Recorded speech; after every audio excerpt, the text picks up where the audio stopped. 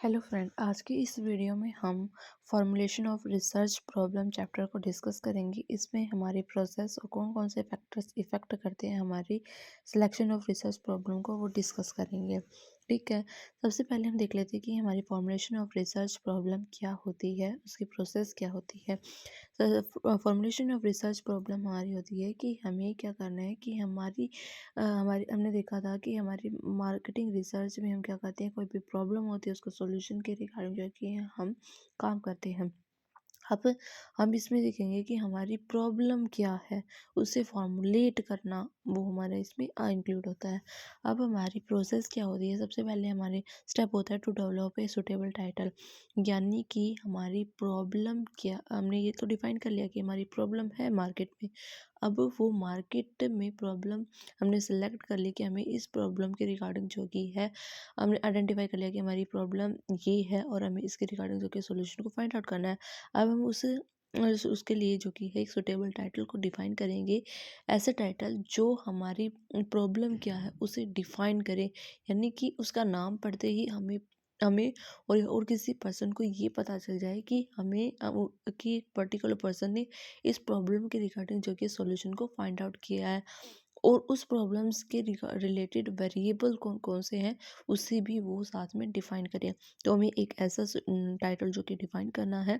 Next next step पे आएंगे हम फिर to build a conceptual model of the problem, यानी कि हमने अपनी प्रॉब्लम को एक सुटेबल टाइटल तो डिफाइन कर लिया। अब हम क्या करेंगे, जो हमारी प्रॉब्लम है उसका एक समरी प्रिपेयर करेंगे और इसकी प्रॉब्लम का सॉल्यूशन हम किस तरीके से फाइंड आउट कर सकते हैं उसका एक मॉडल तैयार करेंगे। नेक्स्ट स्टेप में हम क्या करेंगे, to define the objective of research study, यानी कि हमारी रिसर्च स्टडी का क्या ऑब्जेक्टिव है हम उसे जो कि है डिफाइन करेंगे। और हमारा ऑब्जेक्टिव किस तरीके का होना चाहिए कि जिसे हम अचीव, यानी कि एक्चुअल में उसकी एग्जिस्टेंस हो, यानी कि उसे हम अचीव कर सकें, ऐसा हमारा ऑब्जेक्टिव जो कि होना चाहिए। और वो ऑब्जेक्टिव हमारे ऑर्गेनाइजेशन के ऑब्जेक्टिव से रिलेट करता हुआ होना चाहिए। नेक्स्ट है हमारा to set up investigation question. अब हमारी जो प्रॉब्लम है उसके सॉल्यूशन को फाइंड आउट करने के लिए हम कौन कौन से क्वेश्चंस जो कि हैं, क्वेश्चंस को सॉल्यूशन जो कि आंसर जो कि फाइंड आउट करेंगे, वो क्वेश्चंस जो कि हम प्रिपेयर करेंगे, यानी कि हमें किन क्वेश्चंस के रिगार्डिंग जो कि इन्वेस्टिगेशन करनी है वो हम सेटअप करेंगे। नेक्स्ट स्टेप आता है to formulate outline of hypothesis. Hypothesis का मीनिंग पहले हम डिफाइन कर लेते हैं कि क्या होता है। हाइपोथेसिस बेसिकली क्या होती है कि हमारी कोई प्रॉब्लम है उसका क्या सॉल्यूशन हो सकता है, हम पहले से ही डिफाइन कर लेते हैं। एग्जाम्पल है कि हमने क्या देखा कि हम क्या अनुमान लगाते हैं कि जो हमारे स्टूडेंट है जो क्लास में अच्छे से पढ़ते हैं ध्यान लगाकर, वो ही जो कि है क्लास में टॉप करते हैं।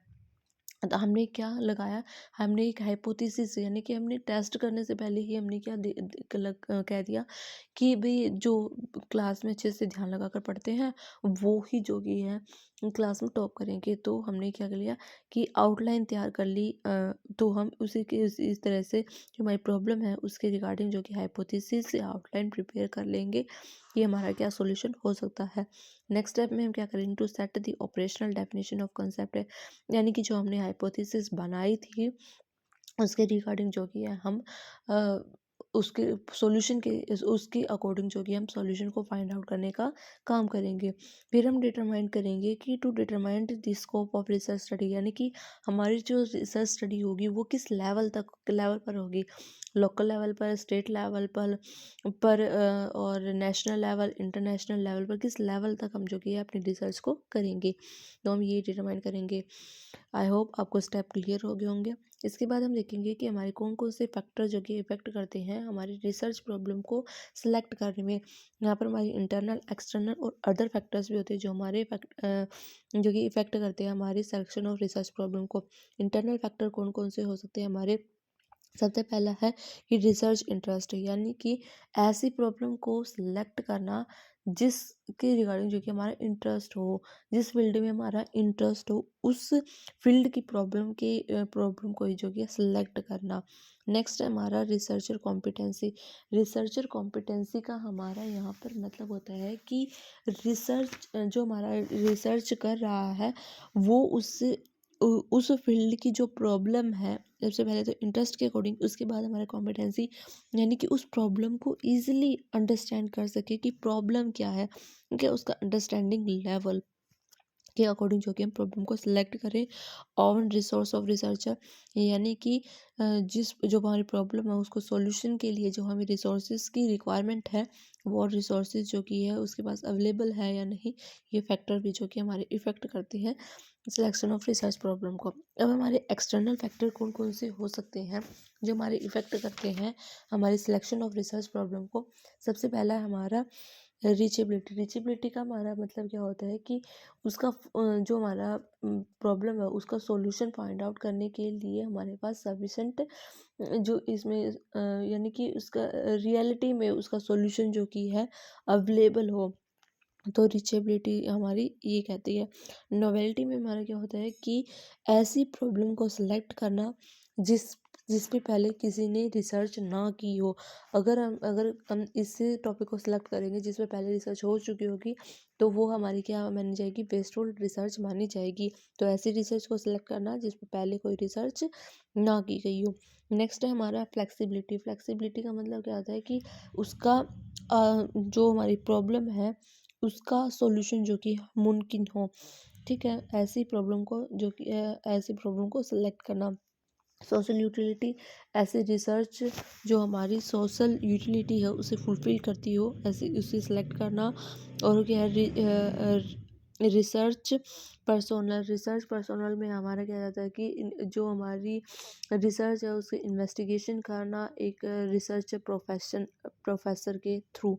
तो हमारी सिलेक्शन ऑफ रिसर्च प्रॉब्लम आ जाते हैं। अदर फैक्टर कौन कौन से हो सकते हैं, इनकी कॉस्ट, टाइम, एक्सपीरियंस, नॉलेज, यानी कि ऐसी रिसर्च को प्रॉब्लम को सिलेक्ट करना जिसमें जो कि है पैसा जितना हमारे पास अवेलेबल हो उसके अकॉर्डिंग जो कि है हम सिलेक्ट करें। या ये ना हो कि हमारी प्रॉब्लम है उस रिसर्च करने के लिए हमें पैसे की ज़्यादा रिक्वायरमेंट पड़े, हमारे पास इतना फंड अवेलेबल ना हो, तो वो हमारी सही नहीं मानी जाएगी। टाइम, यानी कि टाइम हमारे पास बहुत कम हो और जो बहुत कम हो और जो हमारी प्रॉब्लम है उसके सॉल्यूशन को फाइंड आउट करने के लिए हमें ज़्यादा टाइम की रिक्वायरमेंट हो।